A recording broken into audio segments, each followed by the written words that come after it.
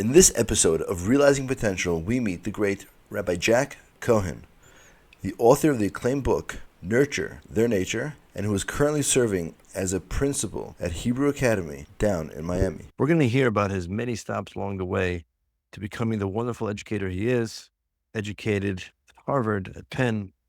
He has a tremendous amount of wisdom to share about his philosophy on education, and how we can help bring the next generation of Jewish students and make them excited about their Judaism.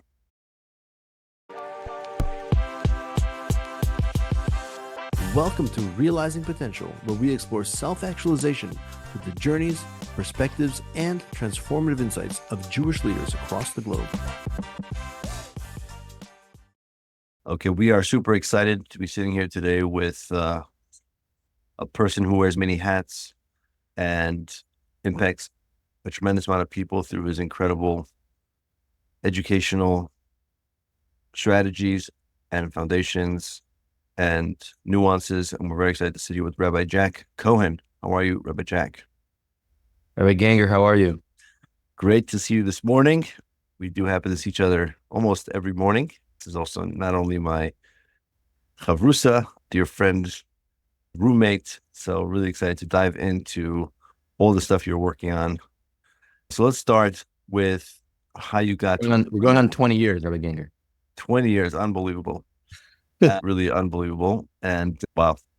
So I want to hear a little bit more about how you got to where you are now, which is the principal of the Hebrew Academy of Miami, the educational director of Torah studies there. So let's rewind, because I don't think most Penn students end up as the principals of pretty large Jewish high schools in Miami. So tell me a little bit about how you ended up at Penn and ended up in Israel from there. Okay. So currently I'm working in a Jewish high school in Miami Beach, Florida. And this is new to me. It's my third year here. I did not really know how teenagers worked. I'm still figuring it out. But when I took the job, I told them, I said, listen, teenagers are new to me. I was a teenager, but basically since I was a teenager, I haven't had really serious contact with teenagers. And I think teenagers are their own kind of species. They're not kids, they're not adults, and they're very different than college students, because college students have so many of those freedoms, too many freedoms probably, that teenagers fantasize about. So college kids are just different. College kids are also different from adults. But anyway, so this is new to me. We'll get to it, what I've learned about teenagers. But just to go back to when I was a teenager. So I grew up in Connecticut. My parents were Venezuelan immigrants and grew up in a traditional Jewish home. My dad's Sephardi, my mom Ashkenazi, and we grew up What's it like growing up in a mixed marriage? It was great, actually. It was actually really great. And I think having just that different identity, that no matter where I was different, when I was hanging out with my neighbors in my waspy Connecticut town, I was Jewish. And when I was in my modern Orthodox Jewish day school, I was also different, because I was a Spanish speaker and I was Sephardi, was mostly Ashkenazi, and I was less religious than most of my classmates. And I think that was healthy. Just being different, I think, is a good thing. It helps you develop your own way of thinking. You don't feel the obligation to be like everyone else, because you know that you're not like everyone else. So I'm very grateful for that. Any ways you could specify any stories where you really realized, wow, I'm really just not like everybody here? And listen, I'll tell you, I went to public schools for high school. So I went to a Jewish day school where I knew that I was different. My family was different in the sense that we were less religious, let's say. When I had my bar mitzvah or whatever, there was a whole kind of panic, because I guess the mechitza was too low, or there was no mechitza, or what. I don't know. I don't remember exactly. Maybe I blocked it out. But basically, there was like a mass exodus of all the girls, basically, who basically immediately all called their parents and got picked up. And that's what my family didn't even realize that was like not the way to do it. How did that affect your bar mitzvah experience? Sounds dramatic. Yeah, like I said, I didn't really know what was going on, but that was just one example of like how clueless I was, and that was different. But then in high school, for example, we kept Shabbat, we kept kosher. My dad walked in on my brother and I watching Saturday morning cartoons. When I was 10, my brother was 8, and his father had just passed away about a month before, and he was going through a lot spiritually.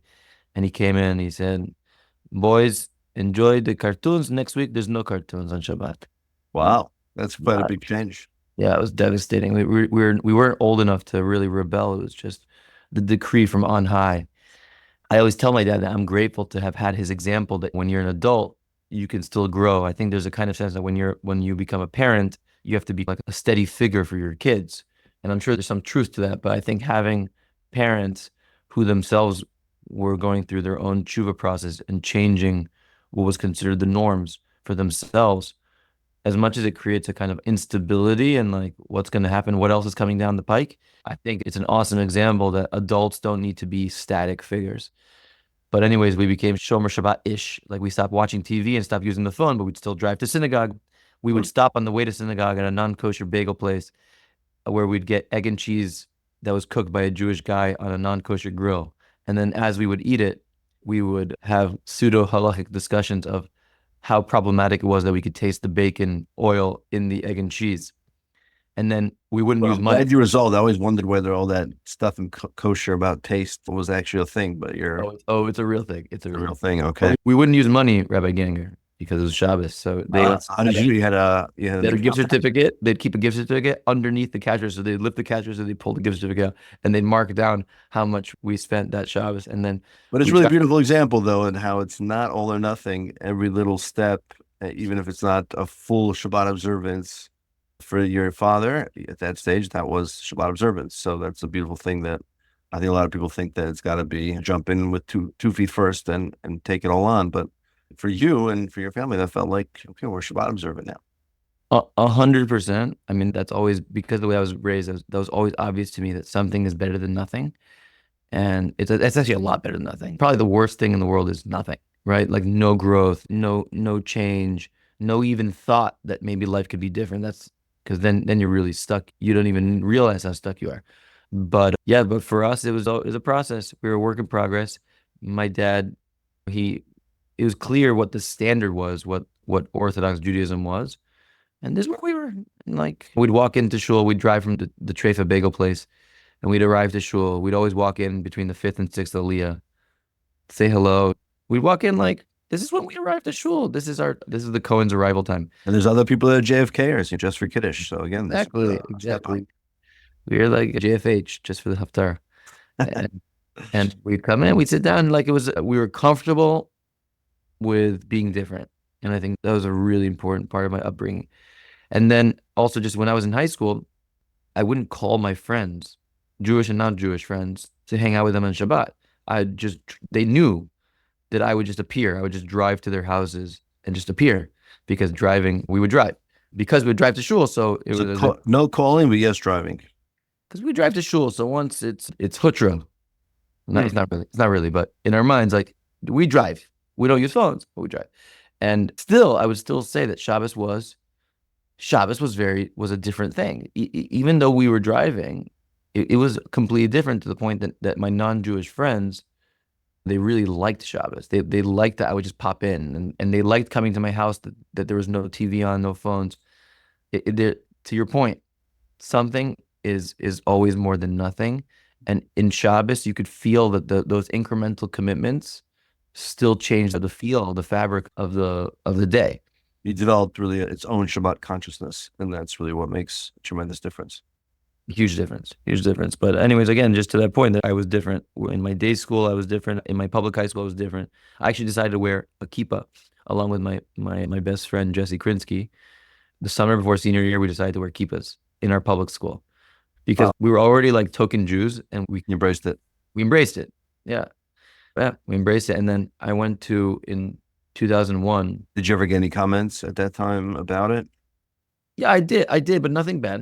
It was just I was a token. You're proud to be different. You want it to be different. So it was good. Before we go on, I just have to ask if you don't mind settling the score once and for all. Ashkenazi food or Sephardi food? Which really is better? I think I like them both. I like them both. I embrace both. But no, you're not going to get a one-sided Oh, that's too bad. conclusion from me. Let's go on. I don't know who had the idea. I think my father had the general idea that it would be a good thing for me to take a year off after high school. I obviously went to public school, and so it wasn't going to yeshiva was not any kind of like standard thing. Although my dad was open to it. My dad, I Like think, then he was open to it. yeah, he was. He mentioned it. I completely waved it off. Like I'm not, You were not interested. in my mind, yeshiva was like a nerdy thing that was not for me, whatever. But I love the idea of taking a year off. And I ended up I did some sort of like political Israel Shabbaton somewhere when I was in school, and I met the board of Young Judea. And so I ended up doing something called Young Judea Year Course, which is like there were different tracks. I did 2 months, 3 months in army training, and I got to be like a commander for Israeli high school kids, like in their week of trying out the army, which was really fun. I did 3 months of classes in Hebrew University in Mount Scopus in Jerusalem, and 2 months working at a school in Arad for immigrants, for Ethiopian, Russian, and Latin American immigrants in the desert. It was an amazing experience. It was 2001. All my friends initially were saying you shouldn't go to Israel because you should take a year off because you're going to be younger than your peers, Yeah. which is of course complete shtuyot, as they say in Israel, because no one cares. Like once you come back, the whole idea that you're going to be out of step with your peers, like your peers in different colleges, it really does not matter. I think taking a year off has become normalized, but back then there was a lot of fear mongering, and I guess because It was really interesting how rushed people are with their lives, as if they're running against some sort of objective timeline of what they have to accomplish and when, and comparing to everybody, and really no one's watching. no one's watching, and just the opposite. If anything, people pay attention to the people who make different choices than the herd.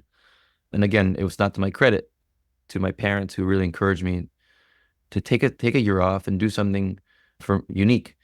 And so I really appreciate that in general. I would recommend that in general. But aside from that, it was the second Intifada. Second Intifada started in, I think, the fall of 2000, when Ariel Sharon went to visited Temple Mount, and the Palestinians declared the second Intifada. And that summer was the Sbarro, the infamous Sbarro bombing.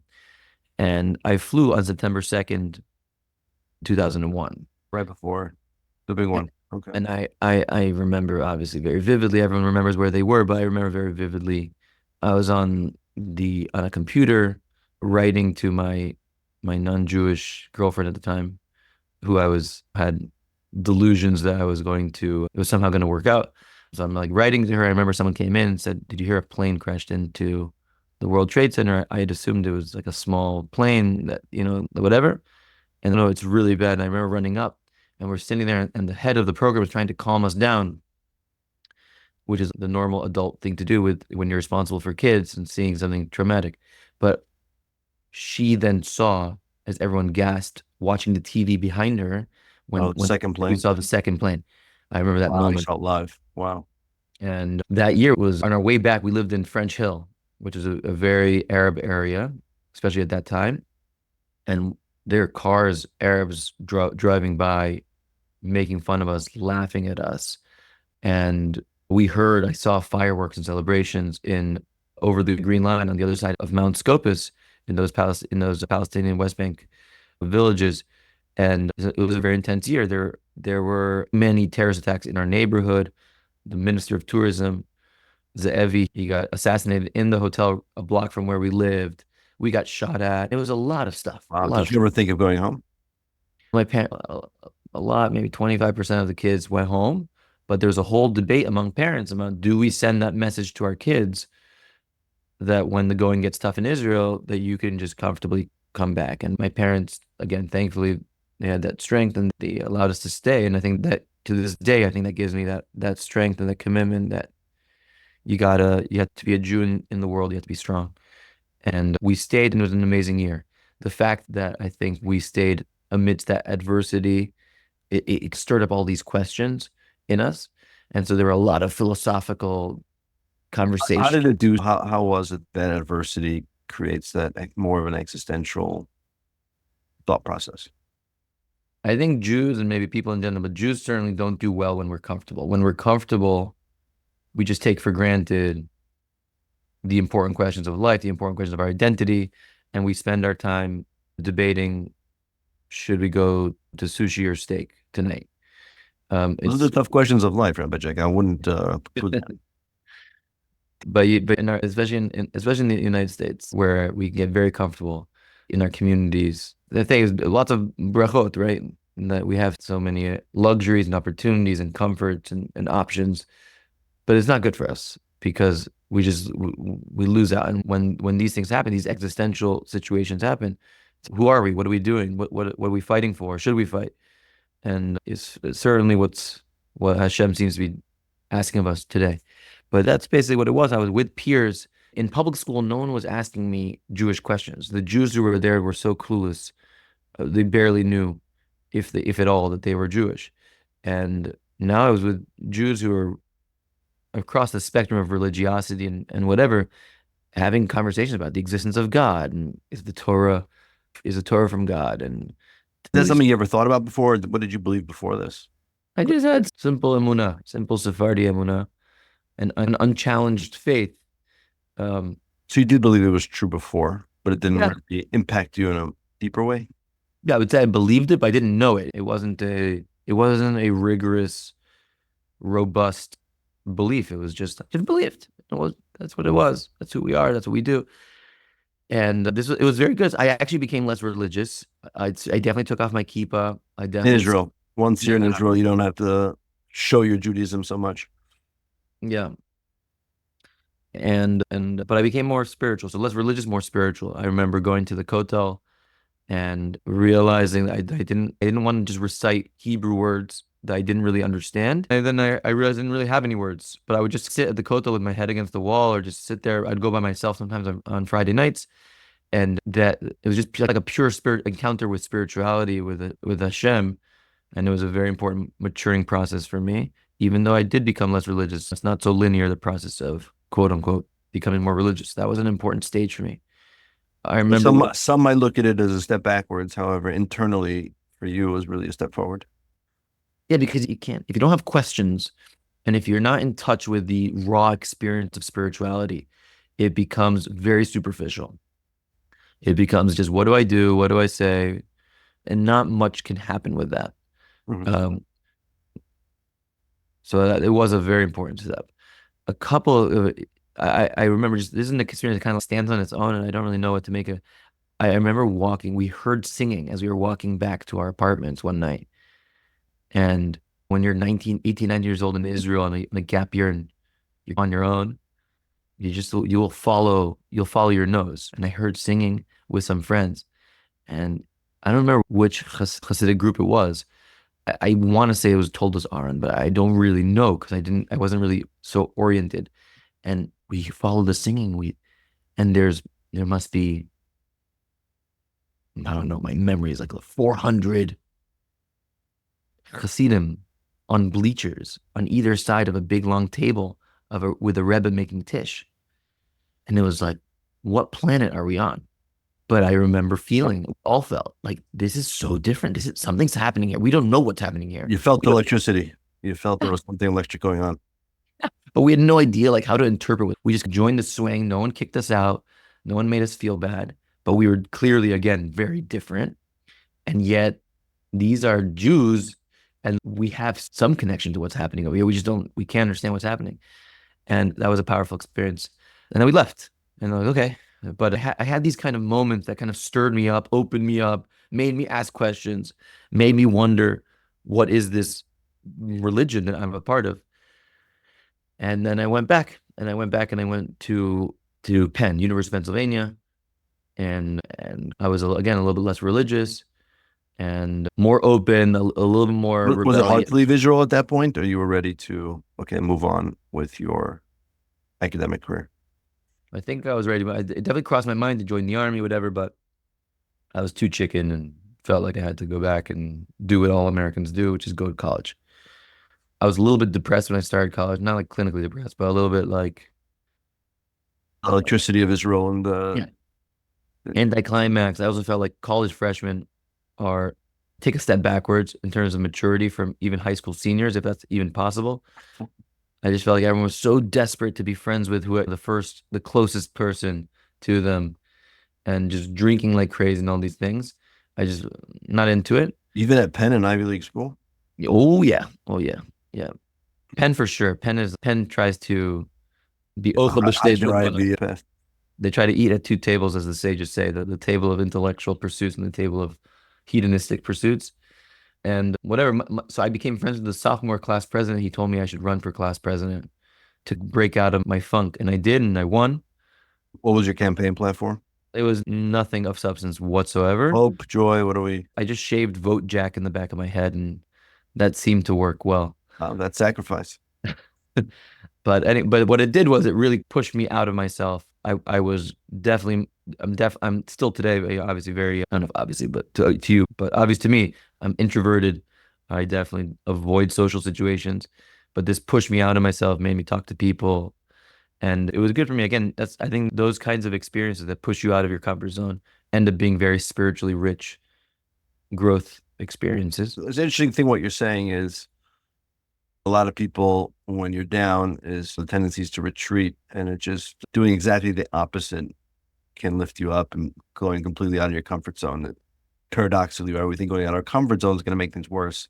And in your case, it actually was very helpful. Yeah, yeah. I think in most people's cases, it's not always fun, and going out of your comfort zone and often leads to it always leads to discomfort by definition, and sometimes leads to failure and all these things. But I think when the dust settles, you realize, hey, I grew. So I was studying physics. Basically, my dad said he would pay whatever it was back then, like 40 grand. Today it's probably, I think it's double that. But yeah, but he would pay that amount. I could study whatever I wanted as long as it was hard. That was his rule. It has to be hard. I had to learn something that would push me. I think I'm ready for your father's book on life lessons for parenting. We've been pushing him to do it for years. My dad's brilliant, but no, my dad's obviously a key figure over here in so many ways, but he pushed me. So I studied physics. Now, I wasn't particularly gifted at physics. I think, I don't know if I got a B plus. Maybe I got a B plus in high school in physics, but I enjoyed it. I enjoyed the fundamental thinking of like how the world works, that you could study phenomenon and think about it. There were equations that describe reality. I think that inclination led me to enjoy Torah. But I started studying physics. It was very hard, but I was happy I was doing it. I thought of quitting physics many times, probably every semester at some point. I thought about, why am I majoring in it? Maybe I should just minor in it. And what ended up happening was I decided I wanted to be a philosophy major in addition to physics. I was afraid of dropping physics. I enjoyed it, but I was also afraid that philosophy would be too airy-fairy. So I added philosophy, and I ended up writing papers on theology. In particular, when I was in Scotland for my semester abroad, where in the European system, they give you more free reign. They let you just write. It's less formulaic. And so I was able to write there, and I ended up writing my senior thesis on God and science. And what's the interface? If God created the universe, so then what's the difference between the laws of science, the laws of nature, and miracles? Could God still be involved if he created a world of science? Exactly. And I was so interested in that I applied for a fellowship in Israel, a place back then it was called the Shalem Center. Today it's called Shalem College. And that's what I wanted to do. And I got in. And so my plan was to go to Israel to do this thing that was prestigious enough for me to justify it to my parents after dropping whatever it was, $250,000 on my schooling, that was okay. In the meantime, I met a person named Shmuel Lin. Rabbi. So this is all during your senior year. So you got back your junior year abroad, and then so there's so it's all the seeds are percolating more and more, deeper and deeper. You're getting deeper and deeper into the questions of life and the divine, and then you meet Rabbi Lin. Yeah.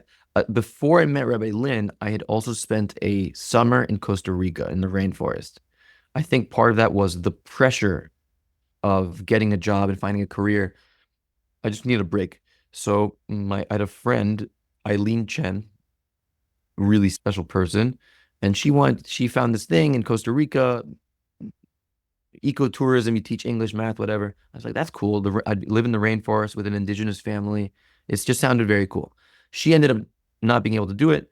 I went by myself, and I lived in the rainforest with an indigenous family, and that was also critical for me because I lived with people who lived so differently from me.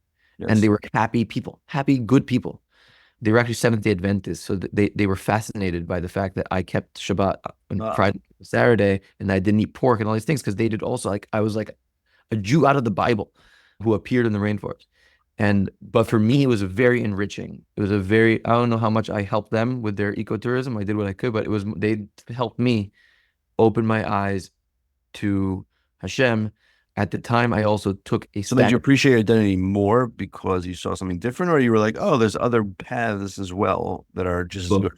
Yeah, both. I think I appreciated my identity, and I realized that life does not need to be exactly the formula that is presented to us as the normative. There's many ways. So open your mind that there's other paths. Take the pen to job to fight picket fence. Yeah, I think so. I think that's pretty much what it was for me. And I also, at the same time, I also took a stack of Jewish books. I had the girl I was dating at that time, she said to me when I said I'm like overzealous and I'm like, I want to change Jewish education. I said that to her. She's like, you don't know anything. Prophetic. She said, you don't know anything. What do you know? What do you mean you change Jewish education? Do you know, have you ever read a book on Judaism? And I was like, I actually haven't. I went right there after that conversation. I went to the bookstore and I bought some books that caught my eye. I bought 2 books by Abraham Joshua Heschel, 1 book by Buber, and a couple of others. And when I went to the rainforest, I took this stack of books. So I think the combination of being in nature, the combination of being with this indigenous family. It's amazing how like small little call outs by people in our lives can spur some pretty big action. Yeah. I think that's the mitzvah of tochacha, the mitzvah of rebuke. That's one of the 630 mitzvahs, is if you have a relationship with someone and if they know that you're not out to get them, you have an obligation, a moral obligation to from time to time, when it's appropriate, when they're open to hearing you, to say something that can shift their direction for the good, for their own good. Yeah. So yeah, 100%. So anyways, that was critical. And I met Rabbi Lynn. Rabbi Lynn was starting this program at Penn for young unaffiliated Jews. He didn't really at the time consider me so unaffiliated because I was on paper a card-carrying modern Orthodox, because we went to a modern Orthodox synagogue, but he accepted me because I helped him recruit. And he also was very smart. You were still Shabbat conscious throughout college in that way? Yeah, yeah. I would go to parties. But after no phone. After going to Chabad, no phone. Yeah, no phone, no TV, no computer, no homework. So again, vital for my spiritual growth to have that space. I wasn't putting on tefillin every day, but I had Shabbat, and Shabbat is really the conduit. It's the space through which you could you have blessing. You have headspace. You have headspace to think about, to live life and not be on the rat race. But Rabbi Lynn was also very smart, aside from being awesome and really welcoming into his home and everything, which was really important. But he also would say, hey, you want to go pick up Rabbi Akiva Tatz from the airport, Rabbi David Gottlieb, a person named Danny Eisen, Rabbi Lawrence Kellerman, all these amazing Jewish teachers and leaders. And he would send me to go pick them up from the airport and drive them. And those drives were so important for me, just because Rabbi Lynn thought, okay, you're mono-Orthodox, and were you hesitant to be involved because of that? You felt you didn't need it in some way, and therefore that's why he had to do it in this kind of backhanded way, or what was the strategy behind that? I think he operated under the strategy of, if you meet impressive Jews who are committed to contributing to the Jewish people, it would inspire a potential Jew who could do the same. And it did. I was just blown away by these people. MEOR's vision is to create a vibrant Jewish future led by a new generation that is literate in Jewish wisdom, culture, and heritage, inspired by a deep personal identity, committed to strong Jewish values, and engaged in Jewish community, civic life, and support of Israel. You can find a link to donate in today's show notes, or head to MEOR.org/donate to help MEOR inspire, educate, and empower the next generation of Jewish leaders. Any conversations stick out from those car rides? I think that in those initial stages, conversation, what they say in terms of Jewish content does not impact as much as when they awaken your own sense of your potential. Meaning, I didn't have so much of a framework, so it's not like they said things, but the things they said didn't stick because there's no intellectual webbing to catch the information, the Torah information they're sending my way. But one thing that I remember is I was with Danny Eisen on it was like a 3 or 4 hour car ride. He was going to pay a Shiva call to a minister, to the wife of a minister who was friends with his father in the middle of nowhere in Pennsylvania. And we're talking and I'm pontificating and saying stuff that I'm sure is whacked out theology. But he said to me, he said, "You're playing the music of Torah by ear." Mm. And I was like, that's like such a encouraging thing for a 20-year-old who's on a journey to hear that, like, I have a kind of talent. But then he said to me, but you have to know that the world's broadest and deepest library of spiritual wisdom is your heritage, and you're functionally illiterate in it. Mm. I was like, that combination of the world. You have talent, however. I'm dust and ashes. I don't know anything. That combination was so important because if you're saying you don't know anything, it's like I'm 21. For you to tell me I don't know anything. Well, I don't even know if it's that. I think it's more, maybe you would say that. Maybe I would have said something. But I think what I would have felt is it's hopeless. Like, how am I going to start? I'm college educated. How am I going to start alphabet basically at this stage in my life? But I think saying you have a talent, you have intuitions, you can make something of yourself. But you're ignorant. You don't know anything. You have to read, right? So it was important to point out your potential. And that's really pointing out that you have a seed of great potential. That's what inspires a person, like, oh, I have to develop that. Yeah. And interestingly, a similar comment I'm remembering now, the father of the Chabad rabbi at Penn, his name, the rabbi's Levi Haskelevich, I forget his father's first name, but his father's actually pretty famous in Chabad because he had a radio show in the Soviet Union that would teach, like a bootleg underground radio show that would teach Torah to the masses. I mean, he was like an influencer on radio. And he was speaking.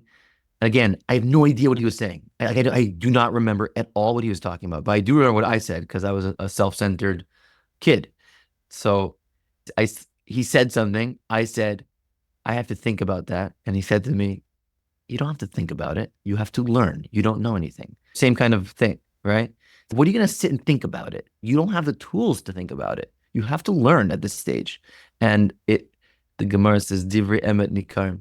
The words of truth are recognized as true. And I was like, I don't know. Right? And again, those are important moments. I'm hearing a theme in your life, Rabbi Jack, from your girlfriend to your rabbis. Jack, you got to learn. You got to learn. You can't be an ignoramus. So important, right? So important to be grounded, but also have those aspirations. So how do all this, I want to jump ahead for a second. Your own journey seems to have really impacted how you've decided now to educate future generations of Jews. I think that your initial motivation of, okay, I need to change Jewish education. So let's step forward. Let's just fast forward for a second. You ended up listening eventually to your mentors that, okay, I need to get educated. You go to yeshiva. And now how did that impact now your decision to become an educator and how you educate? And again, one of the amazing things about you, I think, is, right, you've really spanned the gamut of all different types of people and who you're educating. You college kids, young professionals, adults, teenagers. I think, so I'll tell you something interesting. We could skip like 15 years if you want. But when I started working with teenagers, I really didn't know. My teenage years stayed in like a black box. And they weren't bad. There were some moments that were bad, beginning of high school. But I think it's just when you grow, you can leave behind experiences. The Zohar says about Abraham, that when the pasuk says that he got old, it says Avraham ba bayamim, he came with his days. So the simple meaning is he got old. He got to like the end of his days, basically. He came to the end of his days, but that's not what it says. It says he came with his days. So the Zohar says that he took all the days he lived. He came with them. He didn't leave them behind. And just my own experience with that is that when I was about to take this job, I felt like it was impossible for me to work with teenagers. Like I'd work with college kids, and then I moved on to 20-somethings who were much easier to work with because they're closer to developmentally to where I am. I could talk to them mano a mano, almost like adult to adult, and they would listen and they would integrate their lives. It was amazing. High school kids, like I felt like I would talk to the kids in shul like offhandedly, and I felt like it was just like stonewall. And I was detached from teenagers because I was detached from the teenage part of myself. Fascinating. I didn't bring those days with me. And so I spent more time with teenagers. Like it opened up You're going back into your own history to understand them. Yeah, what's on their minds? What's important for them? What's not important for them? How do they look at adults? Like the way they look at adults, when adults say things, and they're like, you could see it. They're like, you don't get me. That kind of like as a very teenage, you don't get me at all. And I'm not listening to what you're saying. I want to do the opposite of what you're saying because you so don't get it. I think it's so important to tap into. But I went for it, I think, because I just felt that although I love informal Jewish education, I still very much love it. And there's so much that can be done with informal Jewish education at the college age, young professionals and beyond. Teenage years, they're like free agents. Like they're under their parents' like dominion because they're under their roof, but they're about to leave and they're trying to create their lives. And if you create a relationship with a teenager and you are an example and you are not judgmental, but you're able to convey that the decisions that they make right now over the next 12 years are vital to the rest of their lives, they really listen. They really do listen. And I think you can make a huge impact. And so that's what motivates me. I came to a school that is the families, the way I grew up, the families are, they in general, they're not all Orthodox fully in practice, but they all accept that that's the Torah is the Orthodox Gold standard. Yeah, the gold standard. Yeah, and I don't do everything. That's what it is.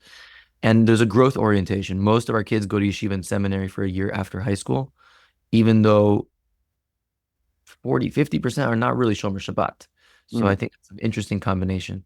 So I'm happy here, and we've done a lot of good work and a lot of work. So can you tell me one kind of more innovative strategy you've used that you felt like, okay, I've left my mark on Jewish education based on my own experiences, and I've changed what many people think of as traditional Jewish education, which is, again, can be very performative and very surface level in a certain way. How have you brought, those deep existential experiences into your high school education?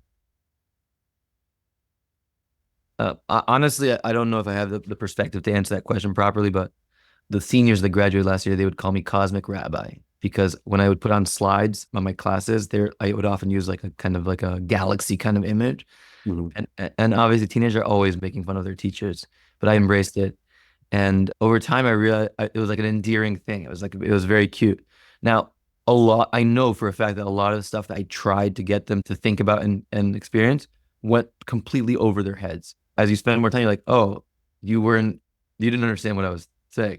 But I think the fact that they know that exists, that those kinds of questions exist, yes. I think I've seen now as I head to college and yeshiva and seminary, I see that it opens up a part of their minds to be able to explore that, oh, Judaism has a depth to it. Yes. So I think I'm also realizing that not everything a teacher says to a student needs to be fully grasped for it to leave a positive mark.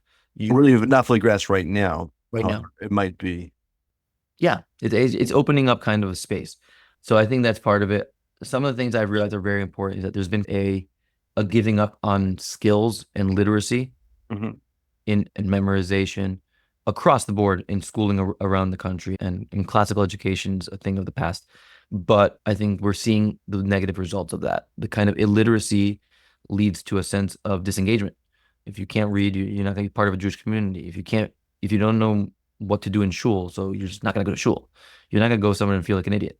And so we've done testing, we have data, and we're fixing the curriculum so that it is grounded in things that are treated as like blue collar skills, like reading and translating. And no, we're doing higher order thinking over here. So you can't do higher order thinking if you don't have. You need both. The traditional schooling method had something to it. There was a reason why people did it that way for so long, and thinking that we know better was a mistake in a certain way.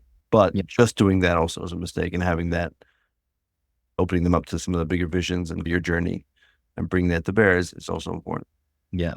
I feel we just hit the tip of the iceberg, but I think we got a little bit of a sense of just a couple of themes that you brought up, all your journeys, seeing the world, trying different things, making yourself uncomfortable. All that seems to be absolutely critical to bringing yourself out over time and eventually engaging in probably the most challenging task right now, which is how do you reach the teenage population?